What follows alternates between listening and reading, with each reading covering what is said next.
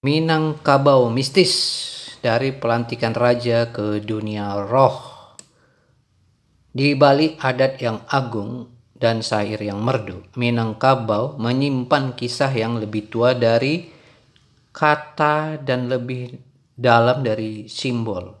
Ini bukan sekedar tanah para pujangga, tapi tanah tempat roh, darah, dan tahta saling mengikat janji. Selamat datang di Minangkabau Mistis, dari pelantikan raja ke dunia roh. Assalamualaikum teman-teman, ketemu lagi di channel Misteri Sumatera 01. Hari ini kita masih berbicara tentang misteri di Minangkabau. Kita lanjut ya teman-teman. Dalam adat Minang, tidak ada pemisahan mutlak antara yang tampak dan yang gaib. Adat bukan hanya aturan sosial, tapi juga warisan metafisik. Ia adalah jalan spiritual, diwariskan dari nenek moyang untuk menjaga keseimbangan antara alam manusia dan dunia roh. Setiap unsur adat memiliki nyawa. Rumah gadang bukan hanya tempat tinggal, tapi juga tempat roh leluhur bernaung.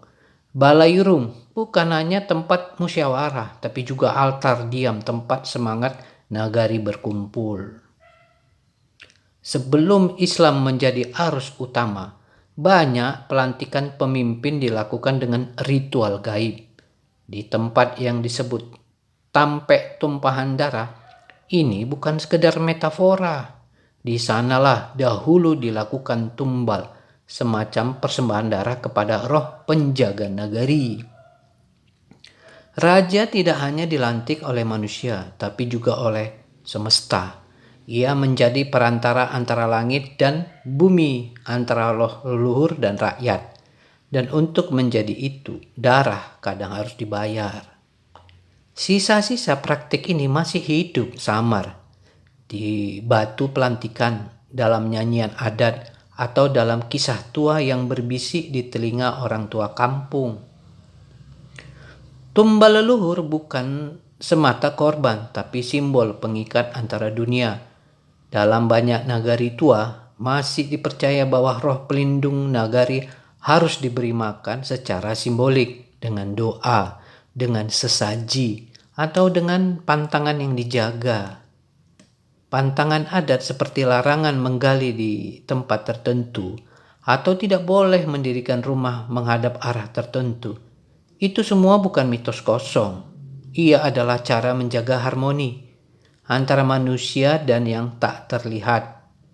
Dalam rumah gadang, di bagian yang disebut anjung, seringkali ada titik sunyi yang dianggap sakral, tempat roh nenek moyang turun saat upacara penting.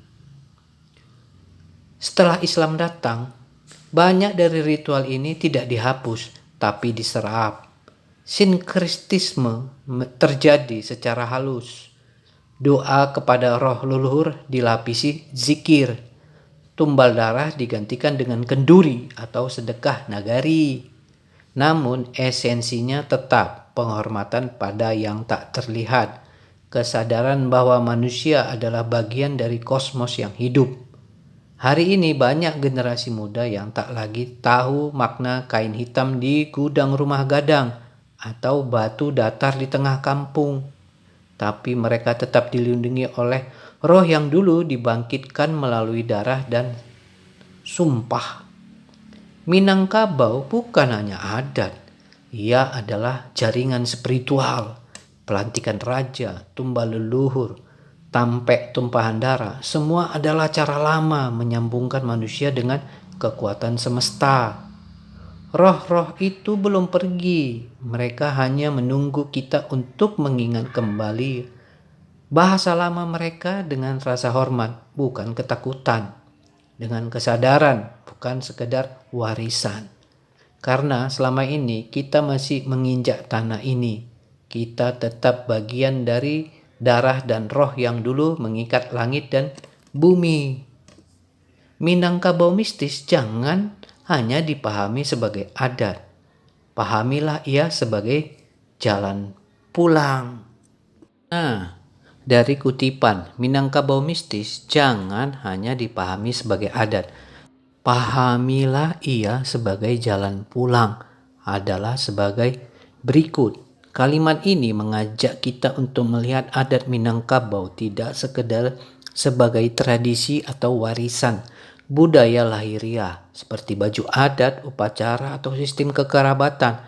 Lebih dalam dari itu, adat Minangkabau adalah jalan spiritual, suatu jalan pulang ke asal-usul, ke nilai-nilai terdalam yang menghubungkan manusia dengan leluhur, alam, dan kekuatan yang lebih besar dari dirinya. Jalan pulang di sini bermakna kembali pada jati diri sejati, kesadaran spiritual, dan hubungan sakral antara manusia dengan tanah yang diinjak dan darah yang mengalir dalam dirinya. Jadi pesan ini menyentuh kesadaran bahwa adat bukan hiasan. Ia adalah panggilan untuk kembali memahami siapa kita, dari mana kita berasal, dan kemana arah hidup kita seharusnya. Adat Minangkabau adalah jalan spiritual. Artinya, adat bukan sekedar kumpulan aturan sosial atau kebiasaan nenek moyang. Ia adalah jalan hidup yang menghubungkan manusia dengan alam, leluhur, dan kekuatan ilahi. Dengan nilai-nilai yang mengakar dalam kesadaran spiritual. Berikut penjelasan secara mendalam. 1. Adat sebagai cermin kosmologi. Dalam pepatah Minang disebutkan adat basandik sarak, syarak basandik kita bulah. Tapi sebelum Islam datang pun, masyarakat Minang sudah mengenal adat yang bersandar pada keselarasan dengan alam. Gunung dihormati, hutan dijaga, tanah disucikan. Ini menunjukkan bahwa adat Minangkabau tumbuh dari pandangan dunia yang sakral, di mana segala sesuatu memiliki roh, animisme, dan manusia hidup berdampingan dengan kekuatan tak kasat mata. 2. Ritual sebagai jejak spiritualitas. Dalam pelantikan penghulu, pembangunan rumah gadang, atau pembukaan nagari, sering ada ritual persembahan, doa, dan kadang tumbal yang menandai hubungan antara manusia dengan roh leluhur dan alam. Ini bukan sekedar tradisi kosong, tapi jejak dari kesadaran spiritual kuno bahwa manusia tidak hidup sendiri. Ia hidup bersama alam dan roh-roh penjaga. 3. Adat mengajarkan rasa, bukan sekedar aturan. Adat Minangkabau tidak hanya mengatur tindakan, tapi juga mengasah rasa, mengajarkan sopan santun, penghormatan, dan tanggung jawab terhadap sesama dan lingkungan. Nilai seperti malu, segan, dan hormat kepada leluhur adalah ekspresi spiritual yang halus tetapi mendalam. 4. Rumah gadang sebagai ruang spiritualitas. Rumah gadang bukan hanya tempat tinggal, tapi juga ruang kosmik. Ada aturan tentang arah hadapannya, tempat duduk dalam musyawarah, hingga tempat penyimpanan pusaka. Semuanya menunjukkan bahwa rumah itu adalah miniatur alam semesta dan ruang suci tempat roh leluhur masih tinggal. 5. Pulang ke adat sama dengan pulang ke diri. Ketika orang Minang berkata, pulang ke pangkalan, itu berarti kembali pada asal. Adat adalah pangkalan spiritual, tempat kembali untuk mengenali siapa kita, dari mana kita berasal, dan bagaimana hidup selaras dengan dunia ini. Kesimpulan, adat Minangkabau adalah jalan spiritual karena ia membimbing manusia untuk hidup dengan kesadaran, rasa hormat, dan keseimbangan antara manusia nyata dan roh gaib. Ia bukan sekadar warisan, tapi kompas rohani yang jika dibaca, dijalani dengan hati, akan membawa kita pulang kepada akar, kepada leluhur, dan kepada semesta. Berikut pantun Minang sebagai penutup yang puitis dan syarat makna spiritual. Naik ke puncak gunung Tandike, angin saluang baimbauan, adat nantu jangan dilupakan, di dalamnya roh awak disimpan. Artinya naik ke puncak gunung Tandike, angin membawa bunyi suling yang menggetarkan. Adat yang tua jangan dilupakan, karena di dalamnya tersimpan roh dan jati diri kita. Pantun ini menegaskan bahwa adat bukan sekedar warisan budaya, tapi wadah spiritual, tempat jiwa-jiwa kita terhubung dengan masa lalu dan alam semesta. Oke, teman-teman, sampai di sini dulu. Jangan lupa like, komen, dan subscribe. Kita akan ketemu di episode-episode berikutnya.